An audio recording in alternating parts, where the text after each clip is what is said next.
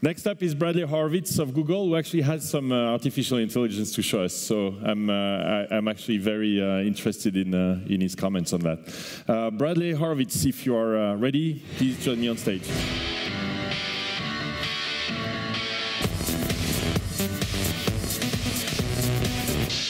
Welcome, Bradley. Hey, thank you. How are you? I'm great. That was fascinating. I agree. And inspiring. You have you have a product to launch. Yes, we're here to launch a new version of Hangouts, and I'm really excited about it.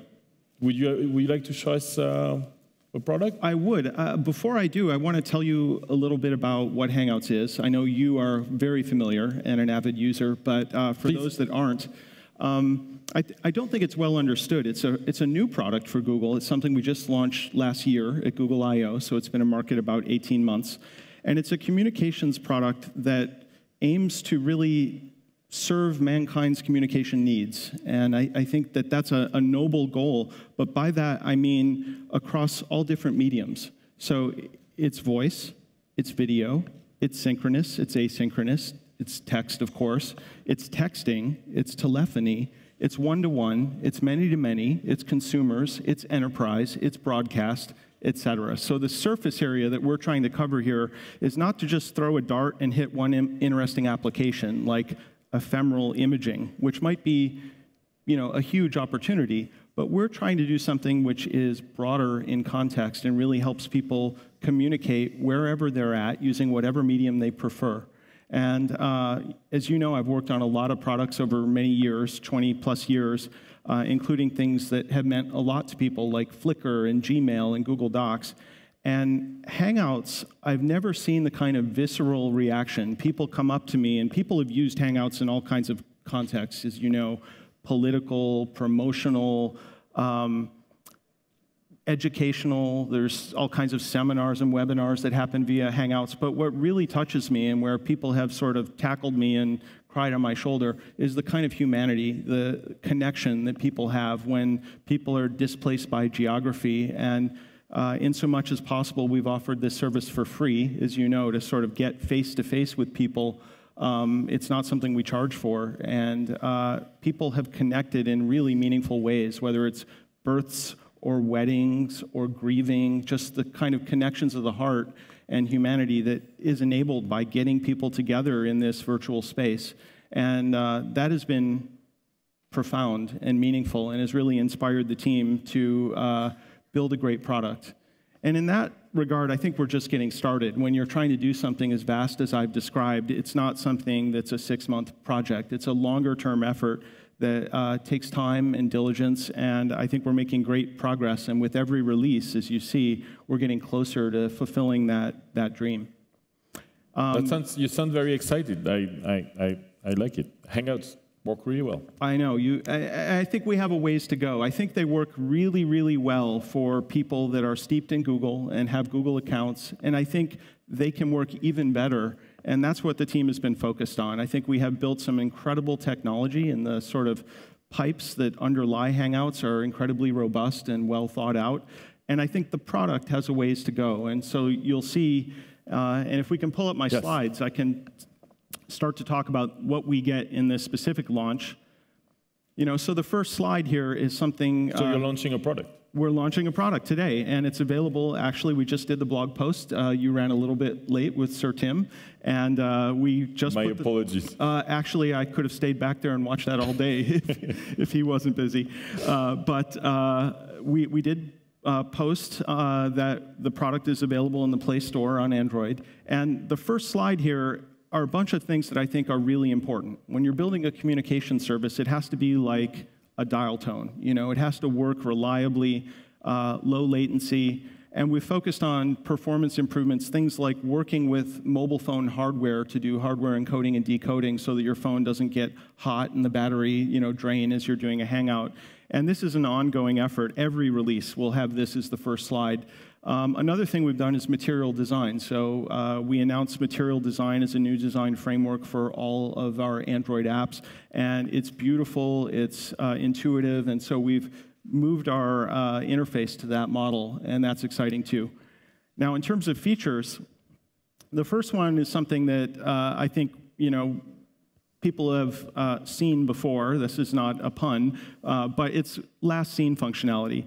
And so you'll see in the column there in the roster, we give you some indication of when the person was last active on the product.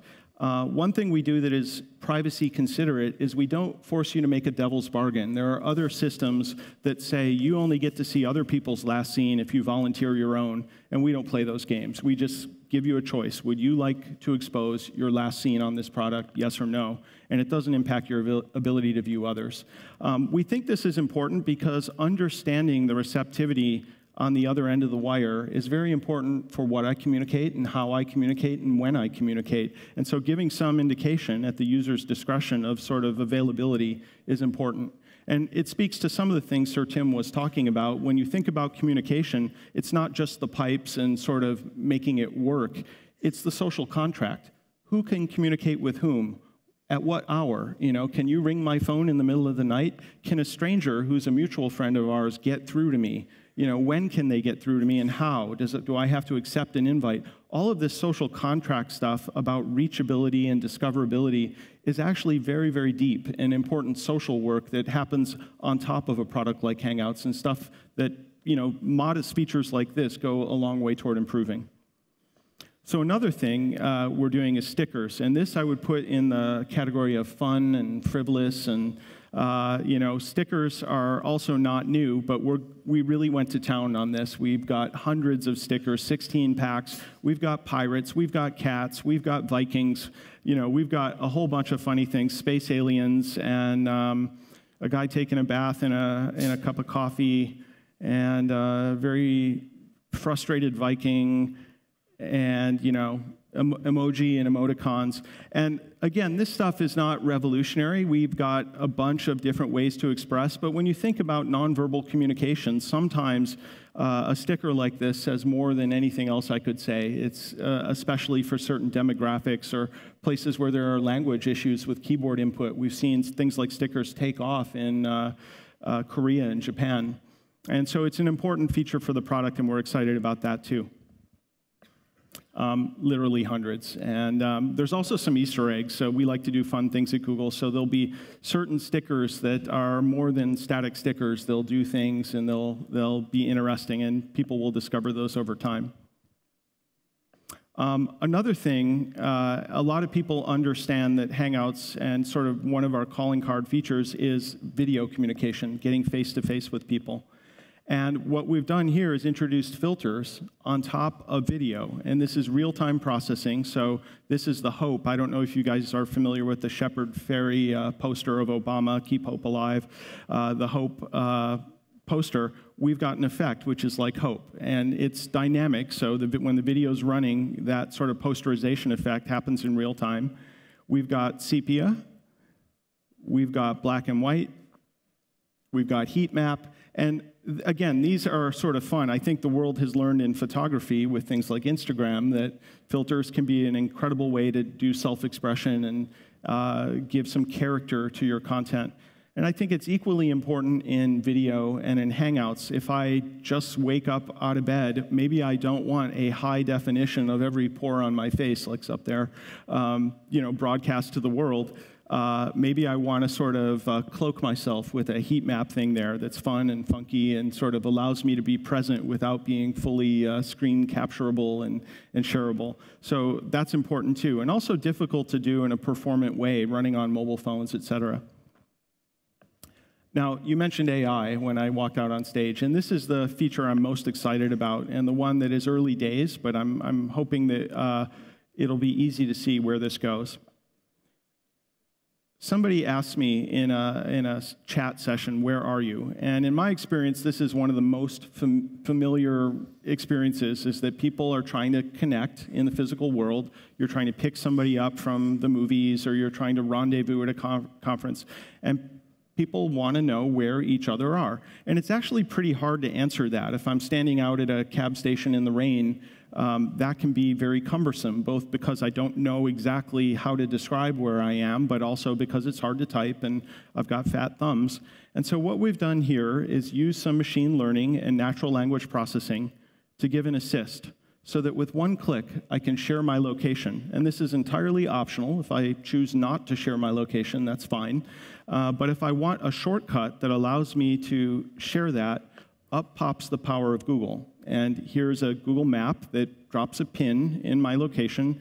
And similar to other location interfaces, I'll be able to select whether I want to give my lat long or a semantic representation of where I'm at in a cafeteria or in a building, so I can control the granularity there.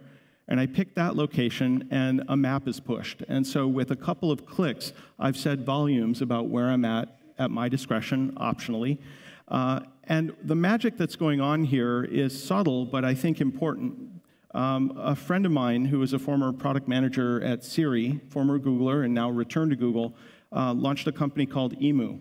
And the idea there was to bring some of the magic of this suggestion framework into the place where it's most useful for users. And his learning was that that's not in single-player mode. It's not just in the Google Now type interface, but it's when people are collaborating. When I say, are you busy tomorrow night? Instead of flipping to another product, your calendar, looking and scrolling there and asking yourself if you're busy, wouldn't it be better for optionally you to say, here's my calendar, and share that in the context of a discussion that we're having? Or where should we go to eat? Wouldn't it be great to put up restaurant recommendations that are maybe halfway between where you are and halfway between where I am, and take into account our dietary restrictions, et cetera? So this framework can be used to bring in all kinds of answers to all kinds of questions. And anytime you see yourself flipping out of a product and going on a hunt, I think there's an opportunity to use NLP and AI to make that experience easier and seamless. So the AI behind here, the NLP, I think is also worth mentioning. It's not just a keyword trigger where you at, but there's many, many ways, as we all know, that people express that, where including spelling, where are you at, or where are you, et cetera. And so a machine learning algorithm helps us to understand the full spectrum of ways that people ask and ways that people might want to answer. And so again, it's using the data-driven approach toward getting better and better. And again, this is available immediately on Android. Like all our releases, it rolls out over time. So the engineers back in Mountain View got up early to help push this release. And on other platforms, too. Another thing I didn't mention about Hangouts is that we believe in a multi-platform strategy. This isn't just for Android phones. So that's a separate app on Apple? It's a separate app, yes. Yeah, and we've submitted that app for review, and as soon as that's reviewed, it'll be available in the App Store. Oh, so today you don't have a separate Hangout? We do have one already. The new version with these features is pushing through Apple's system right now. And so as soon as that's available, that'll be available with all these features on iOS as well. That looks a little like Google Now. It is a lot like Google Now. We don't need your slides anymore, right? No, we're done with the slides. Done with the slides. I think that's exactly the right way to think about it, is that Google Now, and I hope everyone is exploring Google Now. It's an incredible product, and it's literally had my jaw drop at some of the value it's provided in my life. Like what? Well, it hit my pocketbook. One of the things that I did was buy a ticket for the family to come and actually visit Paris. This was over the summer when we visited as a family. And I bought 6 round-trip tickets to Paris and promptly forgot about it. And about 12 hours later, Google Now gave me a fare drop alert that basically said the tickets you have just bought have dropped in fare, and if you call the airlines within your 24-hour window, you're eligible for a refund. And so I was able to call the airline and save like $2,400 across the 6 tickets because Google Now tapped me on the shoulder and gave me information. I wouldn't have remembered to go and monitor the price over the next 24 hours. It wasn't like I was sort of, stalking the airline, but Google Now did that for me. It noticed. So is it the same technology at Google that you are embedding into Hangouts and Google Now, or is it 2 different teams?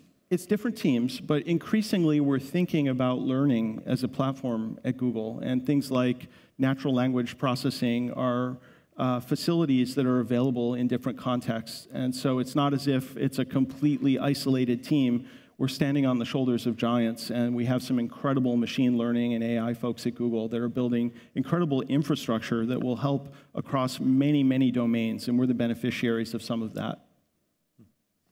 Well, excellent. Can you take just maybe to finish with the landscape? So you're competing directly with Messenger, and David Marcus, who was the CEO of PayPal and here last year, is now the head of Facebook Messenger. Yep. I had dinner with them a few months ago. Yeah. Oh, what do you talk about when you have dinner? We didn't talk about messaging. We talked about French wine and good food. Yeah, I bet you do. Yeah. So, but is that the only messaging product at Google now? No, I mean, if you think about messaging at Google, even things like the Android dialer is a messaging product, if you will. Android itself is a messaging platform, the notifications tray. I mean, Google has a broad footprint of product. You don't have Google Talk anymore, do you? No, this is really the successor to Google Talk and the successor to Google Voice. And I should mention, you know, a lot of avid Google Voice users want to better understand what's happening to Google Voice.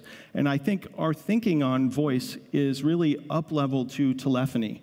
And if you look at Hangouts, one of the features in the last release that we haven't talked widely about is what we call Hangouts Dialer. And Hangouts Dialer is a separate companion app that lights up telephony and VoIP integrations. And so you can go right now to the Play Store, download Hangouts Dialer, and make VoIP calls terminated in the US for free. So you can go to any cyber cafe, and by the way, you guys have fantastic bandwidth and coverage here, so this will work really well.